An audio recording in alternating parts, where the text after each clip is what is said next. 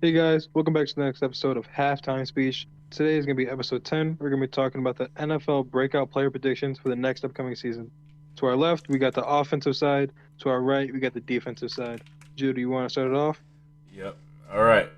So with the first breakout player, I think Jalen Hurts is probably my favorite player to break out. Um, he's got a new receiver one is I think the AJ Brown Devontae Smith duo is going to kind of be like Tyler Lockett and DK in Seattle, and I think Jalen Hurts is you know, he has some resemblance of Russell Wilson. So I think that offense is going to be very good under Jalen Hurts with your new additions and a really good offensive line. Their offensive line is super good, and Miles Sanders is pretty solid receiving option for Jalen too. And the elephant in the room is Jalen Hurts is one of like a top three scrambling quarterback. So I think I don't really want to say like sleeper MVP, but like I think he's a big breakout candidate. So I got Jalen Hurts. That's solid. That's solid. Philadelphia has had an amazing pickup offseason so far. They've gotten some good weapons and tools for Jalen Hurts to be able to produce some better numbers than he did last year, which is going to be great to see. Yep. Next one, this was my pick. I feel like Trevor Lawrence with Jacksonville also having another amazing offseason for pickups. And then same with the draft. Trevor Lawrence also has more offensive weapon tools for him to have more yards. And with the arm he already has, the Subway commercials are just gonna be coming in. I swear. They're gonna be such an this is gonna be such an amazing season for him. I don't see Jags making a good record considering it's just not a good time for teams to pop off this year, but it was a good time to get some good trades in, some good off-season pickups for a longer run. Give it like 3 years, and I think they could be a playoff team. Yeah, I don't even know if it's gonna take that long. But I do really like the Jaguars, and I love the offseason they did. Overpaid Christian Kirk a little bit, but I still think Christian Kirk is good. So he put up like almost 1,000 yards as a wide receiver three. So Right, he's consistent. That's what matters. yeah, he is consistent. Not worth all the money, but he's still good. So people are gonna be mad at Christian Kirk for his contract, but he's still pretty solid. And then Trevor Lawrence had all the potential coming out of college. Still, he's bound to break out at any point. So, all right, next we got Tua Tagovailoa, the Miami Dolphins. Um, it's kind of the same thing with Jalen Hurts. He got weapons. You got a really good tackle to protect him. Um, you got like you just brought in Tyreek Hill, obviously. Still have Mike Gesicki. Jalen Waddle is gonna get even better after his amazing rookie season. You upgraded your offensive line. You got new running backs. So I think Tua has all the weapons. So if he isn't good, it's completely his fault. So that's what I gotta say about Tua. That's okay to say that, to be honest, because Tua, like you just said, he's gotten the help he needs now. He can't blame it on the line, like someone would say for the Bengals. He's supposed to have a great arm. I know he did decent in college. He's a good scrambling QB. He's got the speed for it. But now that he has a good wide receiver, an amazing one, top in the league, and he has more offensive weapons to use. He doesn't even have to rely on his passing game to help win these games. Let's just hope he actually pulls it off there. But he's a great playoff prediction. I mean, breakout prediction. My next pick was Rashad Bateman, Baltimore, only on the fact that Hollywood Brown is now gone, so they're going to be relying on a different passing game. And with Lamar coming back, he's been improving his passing game little by little, season by season, and we've seen huge increasement in that game. So a Rashad Bateman pick, I'm not saying it's crazy to say this. Him having a breakout season as the wide receiver one in Baltimore is a huge prediction in my opinion.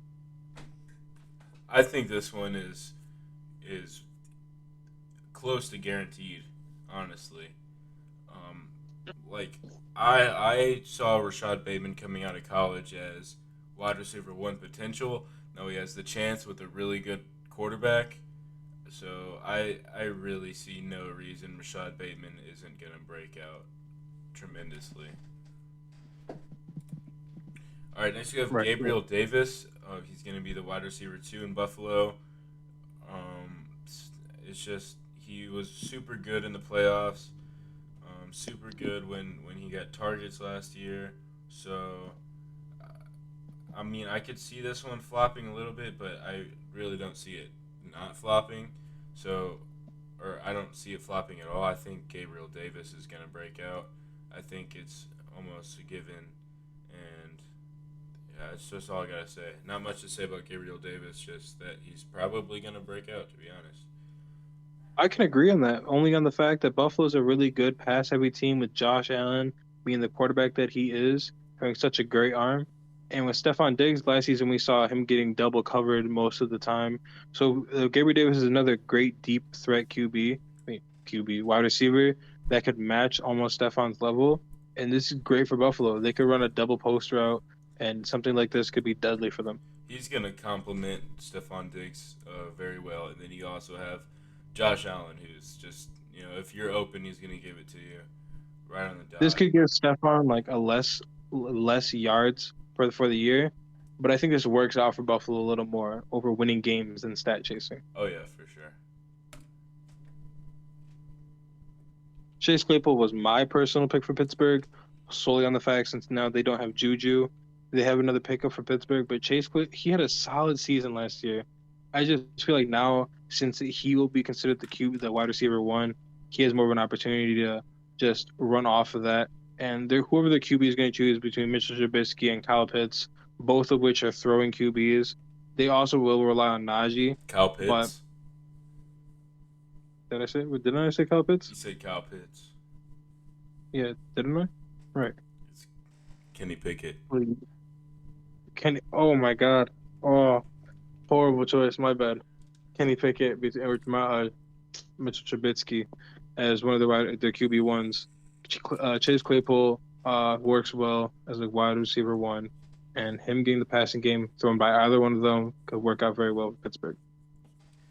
Yeah, I see it. I still like Deontay Johnson better, but I think this is kind of like another one of those Philly Seattle wide receiver duos where you got the big guy like Chase Claypool or like the AJ Brown or DK.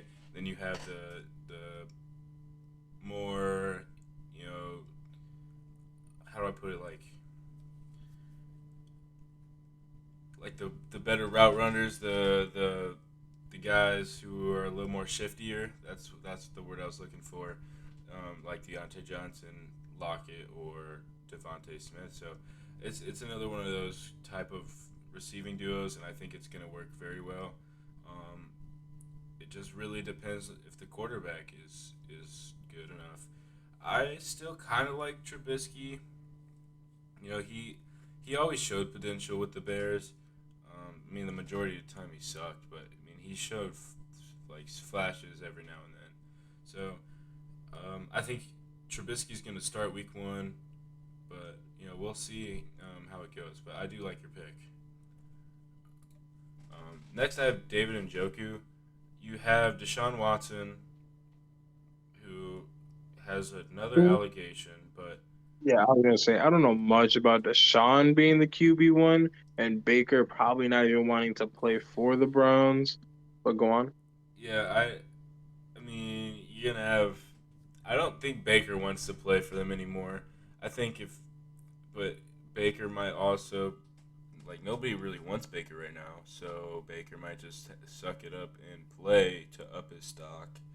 But I mean, if you read into that the 23rd allegation, that's kind of wild.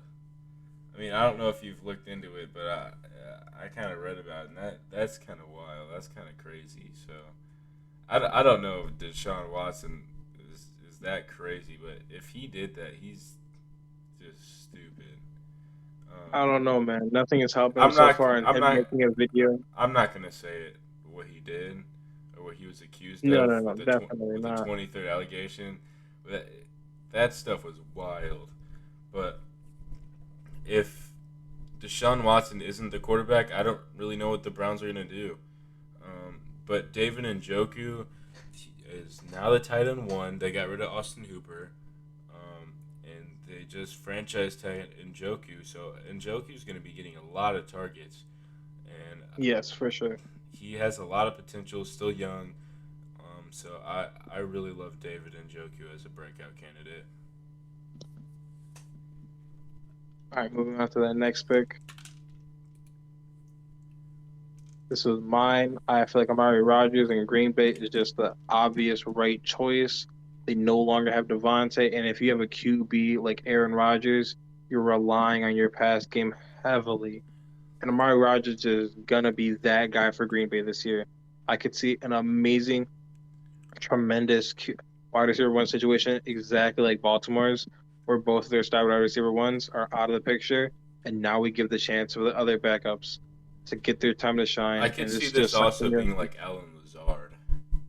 right. This is just an obvious pick, in my Yeah, opinion. I think it could be another one. And honestly, again, Alan Lazard and Amari Rodgers could be like that DK Tyler Lockett type duo. I mean, I've said that Right, about a exactly. lot, but it just kind of makes sense. So I like that. Alan Lazard could also fit that.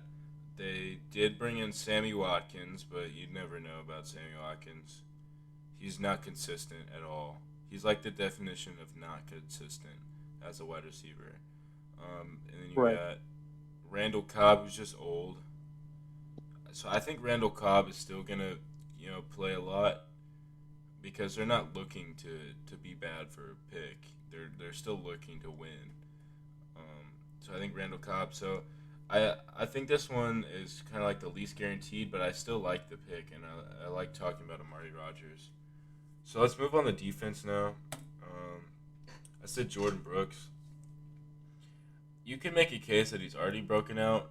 He just broke the franchise record for the Seahawks tackles in a season. Well, it would have been Bobby Wagner if he didn't get hurt because he was like Bobby Wagner already broke it that same season last season. Then he got hurt. Then Jordan Brooks just surpassed him in the last two games. But um, I don't know if you want to count that as already breaking out, but I think Jordan Brooks, now that Bobby Wagner is gone, is going to break out even more than he did last season. And I think Jordan Brooks is going to be a superstar. That's I don't think it's crazy to say that, to be honest. Fine to say. That's fine to say. I know most people will not be talking, haven't talked about Jordan Brooks last season. This year, he could definitely make a big impact. Most people will start getting his name out there. It's same situation with other players. Like my one of my picks here is definitely Logan Wilson.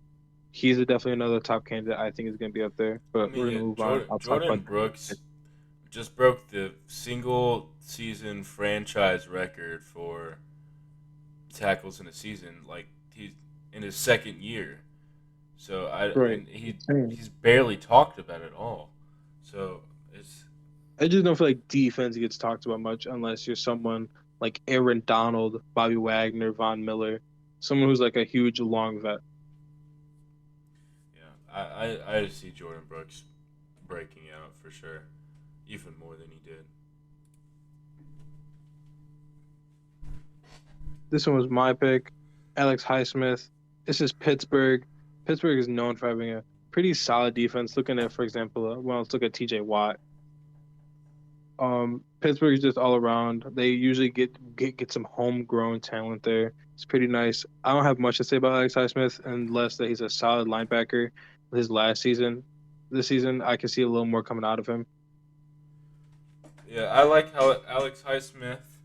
Um, he's gonna get a lot more opportunities now that like Stephon Tuitt is gone, so he's gonna have a lot more edge rushing opportunities.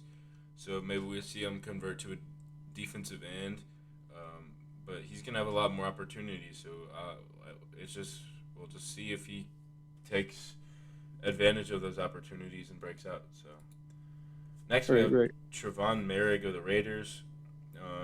Trevon Merrick's gonna have that push to win games in the AFC, and it was kind of mid last season, but I was really high on it. Trevon Merrick coming out of college.